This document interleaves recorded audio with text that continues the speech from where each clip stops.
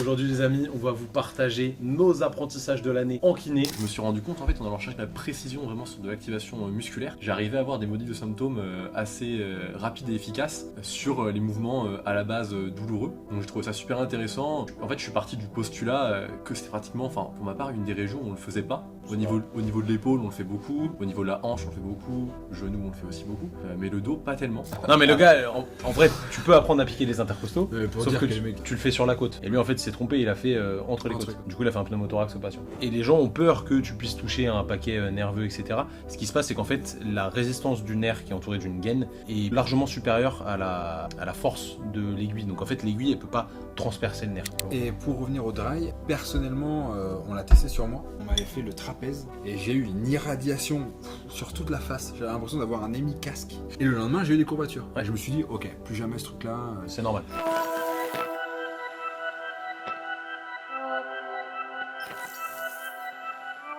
Salut les amis, j'espère que vous allez bien. Bienvenue dans ce nouvel épisode du Training Therapy Podcast saison 2. On est aujourd'hui avec Simon, JP et Maxime. Ça va les gars? Impec. Ah, on est en forme. Grande forme, petit t-shirt rose, Majin, incroyable. Le M. Le Dragon Ball, le Celui-là, méchant il est mieux, dans Dragon Ball.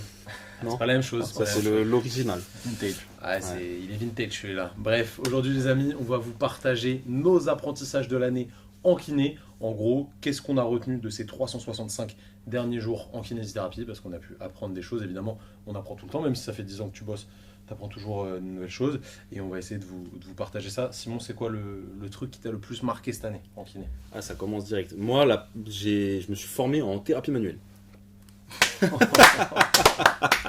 On Il applaudit, touche, on c'est applaudit. patient. Touche, c'est patient, bravo. Incroyable. C'est un win. Thérapie manuelle du genou, par contre. Ah, Uniquement. seulement. Ça, si tu viens pas pour un genou, je te touche pas. Tu peux pas faire ça sur le cervical? Non, mais cervical J, moi, je prends pas. Quand on ressortira les images de quand tu me chiais dessus, littéralement, quand je disais qu'il fallait faire la thérapie manuelle l'année Non. dernière sur les podcasts. J'ai dit ça?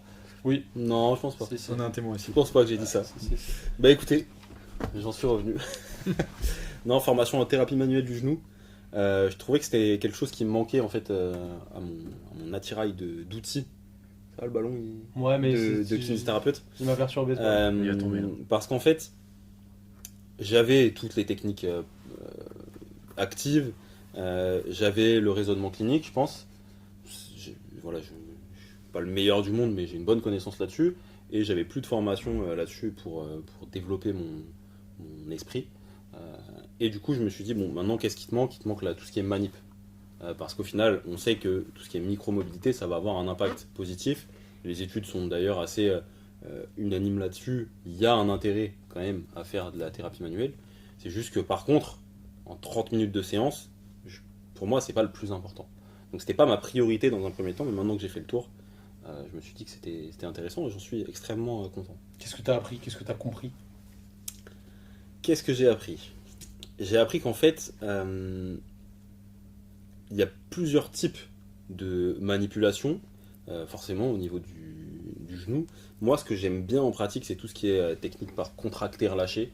Je ne me vois pas aller faire des thrusts ou ce genre de choses parce que ça va demander beaucoup plus de précision, beaucoup plus d'apprentissage et de répétition. Là où les techniques de contracter-relâcher vont être ultra pertinentes. En fait, avec mon esprit d'avant à utiliser la modification de symptômes, j'ai compris que la manipulation spécifique d'une rotule ou du tibia par rapport au fémur peut aussi avoir un impact sur la modification de symptômes. Et donc ça va me rajouter des choses intéressantes là-dessus. Et j'ai aussi compris que finalement, des fois, il y a des genoux où tu es bloqué parce qu'il y a un blocage, entre guillemets, ou une restriction de mobilité vraiment purement articulaire. Tu as toute ta flexion-extension, mais tu manques de rotation interne par rapport à l'autre côté. Du coup, il y a des compensations qui se font, et des douleurs qui surviennent. Donc voilà, très intéressant, une formation avec Chiopraxis, c'était pas mal, je suis content d'avoir fait ça en tout cas. Bien. Ok. Personne n'a fait de formation en thérapie manuelle ici cette année? Pas cette année, non. Ok. Pas cette année non plus. Et... Jamais, jamais. Non mais c'est intéressant, c'est comment tu l'utiliserais au CAB? En fait, je m'en servirai en début de rééducation, potentiellement. Avec, en vrai, ça ne demande pas de faire 30 minutes de séance. En vrai, en 5 minutes, tu as le temps de faire une ou deux techniques, les deux techniques les plus importantes, pour après partir sur des exercices. Donc, si j'avais plus de temps, c'est ce que je ferais. C'est-à-dire, mon patient il arrive, je je prends le temps d'échanger avec lui, je regarde sur la table quels sont ses déficits de mobilité potentiellement au niveau articulaire, je fais mes 2-3 techniques et puis après on part sur des exercices. C'était vraiment intéressant, il y avait de la manip vraiment articulaire, il y avait aussi tout ce qui était trigger au niveau du genou. Et en fait, tu comprends qu'il y a toute une logique. En fait, si par exemple tu as un tibia qui va pas forcément glisser en avant, du coup tu as une restriction de mobilité en extension de genou, et en fait tu comprends que potentiellement les muscles postérieurs ils peuvent limiter ce glissement, donc tu peux aller les chercher en trigger aussi et ça va avoir un intérêt. Et en fait, c'est ultra logique comme ça. Et du coup, ça amène je sais pas, un truc vraiment en plus pour moi dans l'éducation.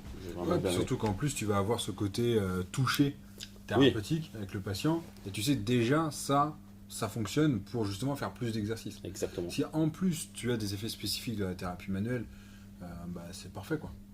Franchement, moi, en tout cas, je recommande. Je pense que dans l'ordre, il faut d'abord commencer par des bonnes formations pour avoir un bilan précis, être capable de conduire une bonne rééducation active. Et après, aller se spécialiser sur des techniques un peu plus passives qui vont permettre de rajouter et d'aller plus vite sur de la thérapie active. Je pense que c'est ultra pertinent. Carrément, stylé. C'était quoi tes apprentissages cette année, JP ?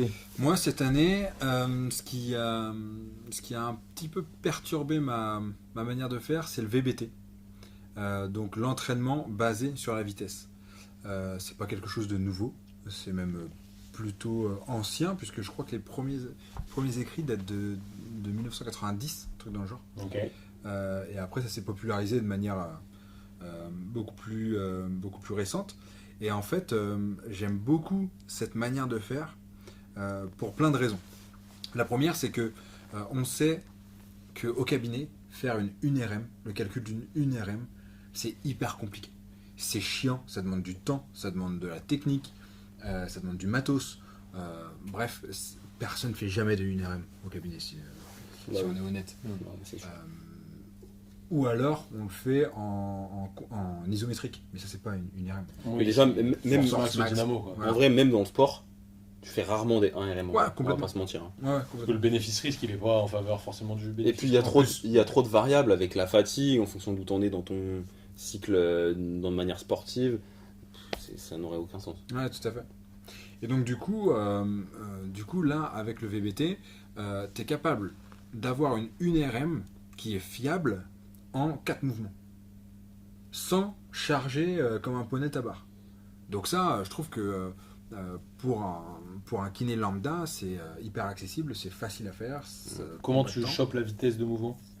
Alors nous, on a le boîtier Vitruve, donc ça marche très bien, c'est filaire.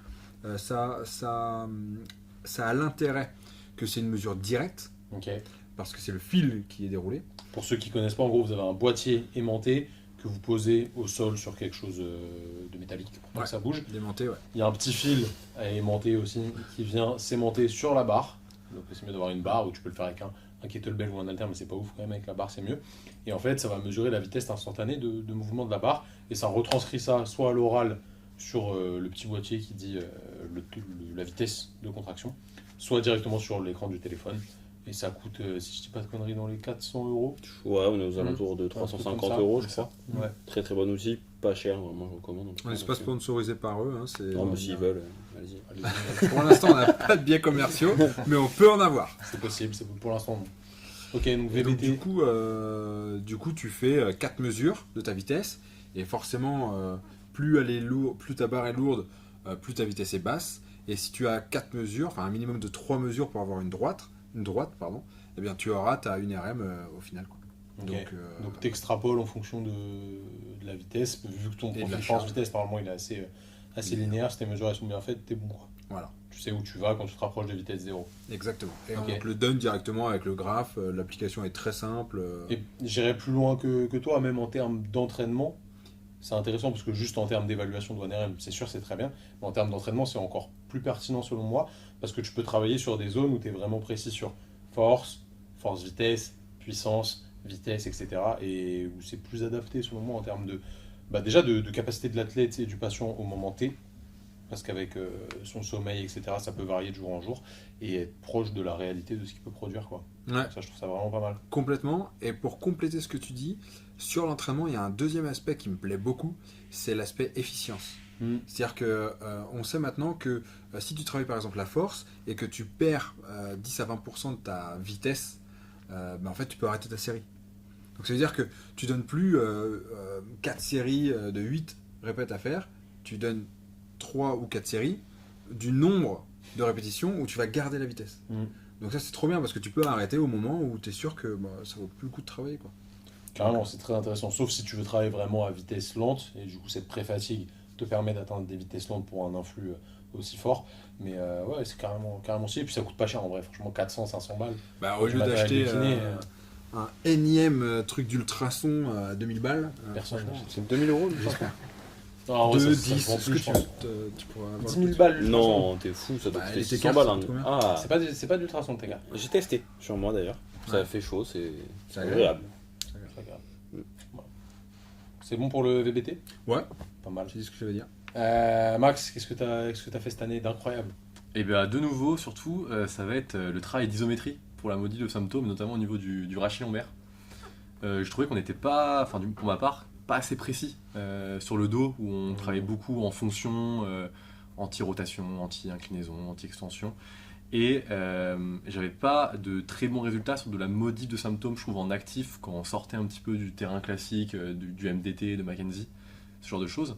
Et donc j'ai voulu creuser un petit peu par rapport à ça.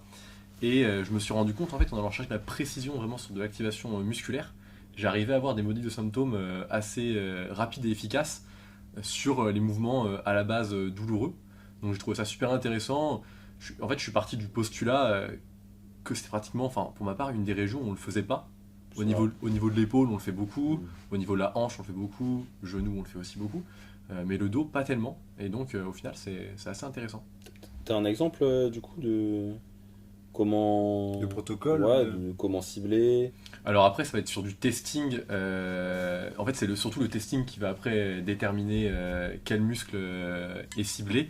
Pour le testing, ça demande d'avoir une connaissance quand même des fonctions précises de chaque muscle pour pouvoir ensuite le cibler. Et après, une fois qu'on a déterminé quel muscle potentiellement était plus faible ou du moins en manque d'activation, et ben après on va mettre des protocoles classiques, j'ai envie de dire, d'isométrie pour venir réactiver le muscle. Donc avec par exemple 5 fois 10 secondes à 40% de la force max subjective du patient, suivi de 10 secondes de repos et à haut volume dans la journée. Et du coup, aller tester peut-être carré des lombes ou grand Exactement. droit.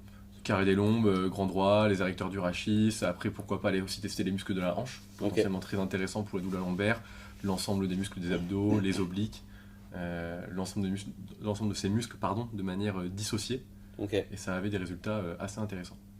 Intéressant, grave stylé. Ok. D'autres choses à dire sur cette ISO, modification de symptômes? Non, je pense qu'après c'est vraiment pratique. Ouais. Sans s'arrêter au dos, au rachis lombaire, je trouve que C'est c'est clair. vraiment une arme Stylé. ultra pertinente. Au début, on a l'impression, voilà, quand on l'aborde, que ça peut paraître hyper simple et bateau, mais au final, c'est ultra efficace, Tout en restant simple. tout en restant Évidemment. simple. Évidemment. C'est très bien. Alors moi, le dernier truc que j'ai appris, c'était pas exactement cette année, mais ça remonte à il n'y a pas si longtemps que ça, c'est l'intérêt du dry needling. Truc un peu, on va dire, touchy comme sujet. Il y a plein de kinés qui disent que c'est de la merde, etc., qu'on ne devrait pas en faire. Non, Si. non. Déjà, est-ce qu'on a droit Oui, on a le droit d'en faire. maintenant d'en faire ou pas? On a le droit d'en faire. Ça a été validé par l'ordre. Il n'y a Que- pas de que à problème, on a Dubaï. le droit d'en faire. Non, on a le droit d'en faire en France, il n'y a pas de problème. Évidemment, il faut se former. En fait, pourquoi il y avait des doutes dessus? C'est parce qu'il y a eu des dingueries qui ont été faites avec du dry. Par exemple, un mec qui a piqué un intercostal. Bon, déjà, pour piquer un intercostal, il faut vraiment se dire qu'il y a de l'intérêt à le faire. Je pense pas qu'il y ait grand intérêt. Il y en a un qui a piqué une rétine aussi, d'un œil. C'est vrai? Non, mais le gars, en vrai, tu peux apprendre à piquer les intercostaux. Pour Sauf dire que que les mecs, ils se... Tu le fais sur la côte. Et lui, en fait, il s'est trompé, il a fait entre les côtes. Du coup, il a fait un pneumothorax au patient. Et tu vois, c'est ce genre de problème qui peut ressortir et qui fait peur à tout le monde. Mais en vrai, si tu le fais de C'est manière. absolument rarissime. Ouais, mais surtout si t'es pas con, il n'y a pas de problème. Mais voilà, c'est ça. Si tu respectes les minimums de règles, Et les gens ont peur que tu puisses toucher un paquet nerveux, etc. Ce qui se passe, c'est qu'en fait, la résistance du nerf qui est entouré d'une gaine est largement supérieure à la force de l'aiguille. Donc en fait, l'aiguille, elle peut pas transpercer le nerf. C'est tout fin, c'est minuscule, et normalement, c'est fait justement pour que, quand tu regardes d'un point de vue microscopique, la forme de l'aiguille ne puisse pas transpercer un nerf. Si ça touche un nerf, ça roule dessus. Donc la résistance du nerf est supérieure. Donc c'est fait exprès pour que ça se passe plutôt bien. Parce qu'évidemment, si tu charcutes un nerf, bah ça va pas le faire. Et de toute façon... Tu prends dans la carotide, là, ça. Ouais, bah là, normalement, Ok. avant de piquer, tu regardes, tu vérifies que t'es pas en train de piquer une artère ou un gros vaisseau. En soi, des fois, tu peux arriver à piquer un petit paquet vasculaire. Tu vois, des petites ramifications superficielles, ça peut saigner. En soi, c'est pas grave. Mais si tu piques une grosse artère, là, c'est plus problématique, c'est que t'as pas bien géré ta morphopalpation. Et de toute façon, si jamais tu piquais un nerf, chose qui n'arrive pas, le patient il va directement le sentir, il va sentir une grosse décharge. Bah évidemment, tu t'arrêtes et tu charcutes pas l'endroit comme un idiot. Bref, en fait, pourquoi ça m'a intéressé le dry needling? Parce que, un peu comme Simon, moi je faisais pas trop de thérapie manuelle. On peut appeler ça de la thérapie manuelle, je pense, le dry needling. Ouais, je pense, ça rentre. Hein. C'est le principe en tout cas. C'est une technique passive. Carrément. Et en fait, on se rend compte quand même, quand on regarde les études, dans les thérapies passives, la plus efficace, c'est le massage. Voilà, c'est assez clair là-dessus. En termes d'amélioration de la douleur, enfin diminution de la douleur, amélioration de la fonction et amélioration de la mobilité. Pourquoi? Parce qu'en fait, si tu veux faire des exercices à un patient, par exemple, je vais le faire gagner en élévation, tu vois, au niveau de l'épaule, si jamais il y a un frein au mouvement, à savoir un grand dorsal tendu, contracturé, bah forcément mon exercice, il va être efficace, mais il va être moins efficace que si j'ai réussi à relâcher la tension en amont. Et on sait que le massage permet ça. Et il y a plus précis que le massage, il y a les trigger points. Donc les trigger points, c'est que tu vas jouer directement sur la zone qui est vraiment très tendue au niveau musculaire. On appelle ça syndrome myofacial douloureux, les trigger points, enfin la zone où c'est tendu. C'est vérifié au microscope, il y a des études dessus. On se rend compte que vraiment les ponts actine-myosine, ils sont verrouillés sur certaines zones du muscle, là où il y a un trigger point. Et en fait, cette contraction réflexe, elle est permanente, le muscle il se spasme, et tant que tu la fais pas céder, bah, sauf si tu tires très très très très fort dessus, elle va pas céder d'elle-même. Mais il y a une autre manière de la faire céder, c'est la pression, okay, donc le massage, ou le trigger point hyper précis dessus, ou t'appuies dessus. La théorie derrière ça qui est fausse, ce serait qu'on fait une hypoxie locale, et qu'en fait t'empêches l'arrivée d'oxygène avec ta pression, et que du coup au bout d'un moment ça se relâche. En fait c'est pas ça, c'est que la pression assez forte, avec le gate control, plus avec des réflexes centraux, permet une diminution de la douleur et un relâchement immédiat des fibres musculaires. Tu le sens, tu as quelque chose qu'on appelle un twitch, c'est un relâchement de tes fibres musculaires, et après bah, tu as moins de frein pour bouger. Donc en fait c'est un adjuvant hyper efficace pour moi pour aller sur une thérapie active. Et vu que j'ai dit que le massage était bon et que les trigger points étaient encore plus précis, on a encore plus précis qui est l'étape du dessus, c'est le dry needling, qui au final, si on regarde les revues de littérature, a le même effet que le trigger point fait à la main, sauf qu'il y a un petit effet contextuel avec le dry qui fait que le patient est un peu...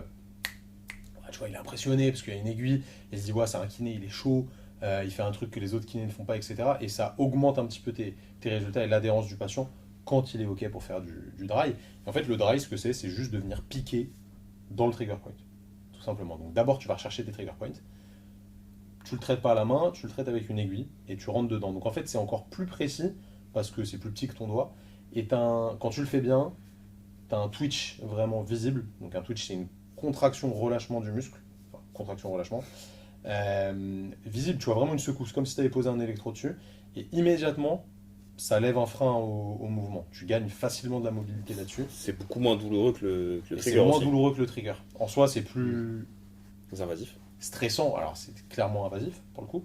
C'est potentiellement plus stressant parce que tu sais, tu as l'idée de l'aiguille. En vrai, si tu le fais sur un infraépineux, par exemple, moi, je fais beaucoup d'épaules.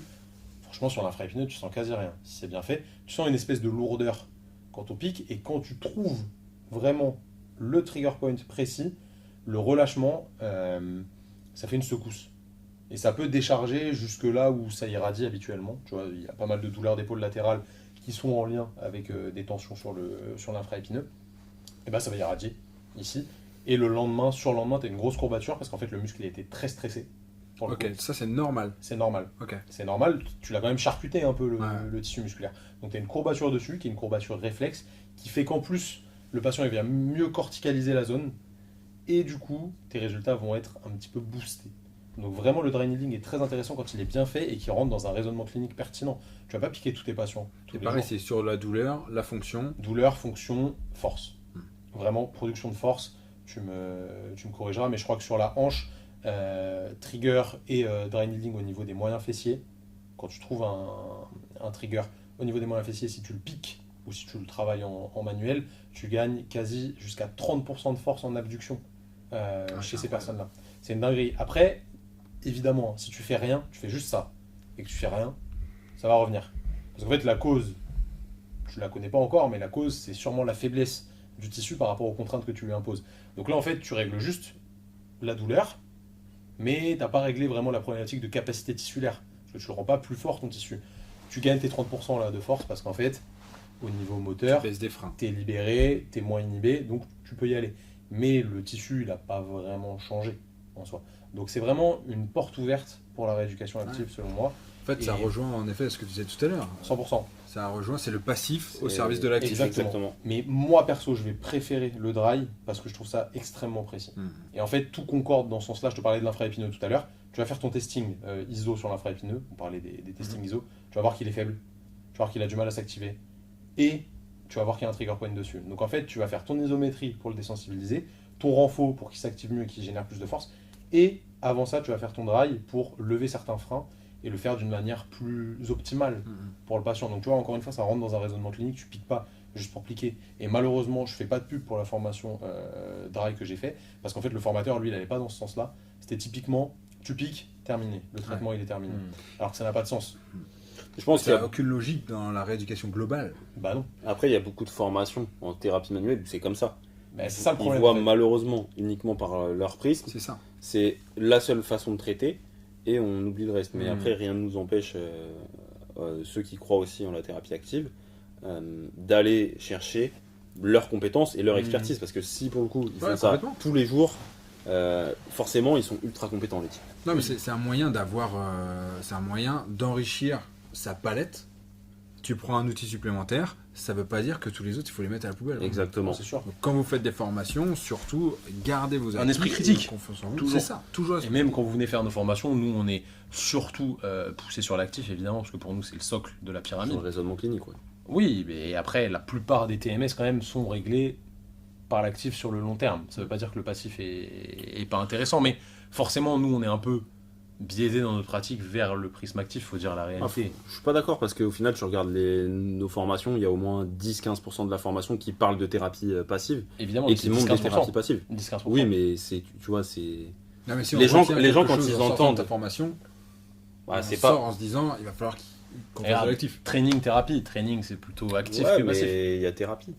Oui, c'est passif, mais thérapie. Voilà, ce que je veux dire, c'est que même quand vous venez faire nos formations, évidemment, même si on pose toujours tout sur la table et qu'on dit il faut être critique, etc., bah restez critique, c'est important. Bien sûr. Faut se faire son propre avis. Des fois, vous allez tester des trucs que nous on dit qui fonctionnent pas. Des fois, vous allez tester des trucs un peu obscurs qui fonctionnent.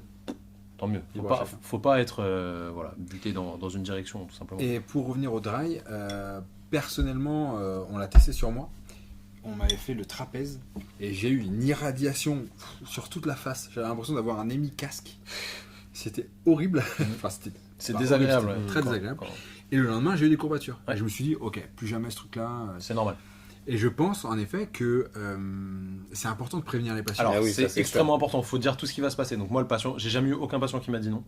Je lui ai dit, t'es ok pour que je te pique? Oui, non, t'as pas peur des piqûres? Parce que des fois, tu vois, ils peuvent avoir des réactions genre, ouais, c'est que des fragiles. Ça.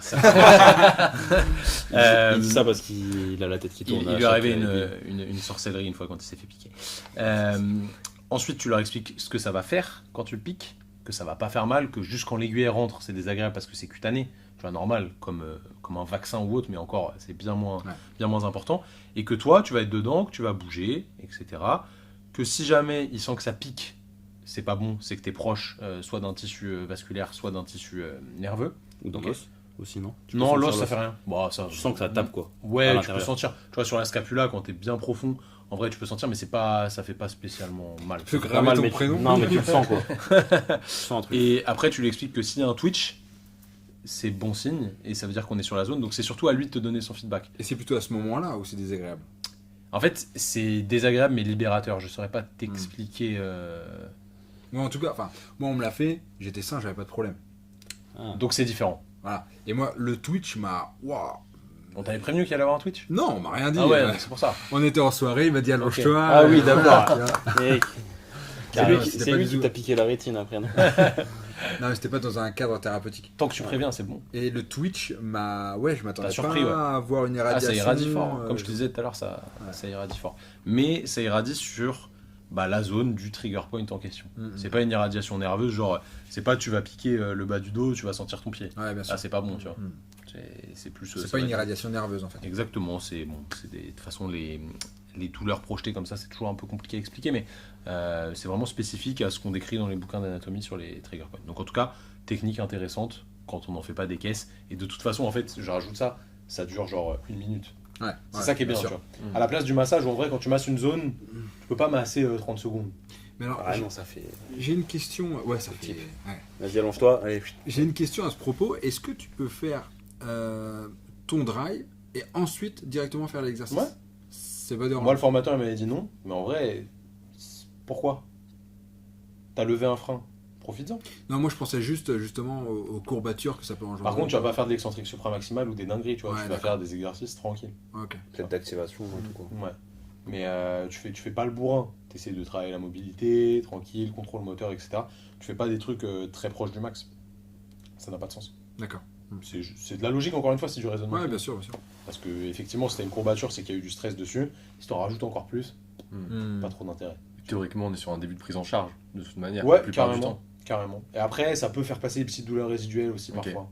Tu vois, des trucs qui ont un peu du mal à partir.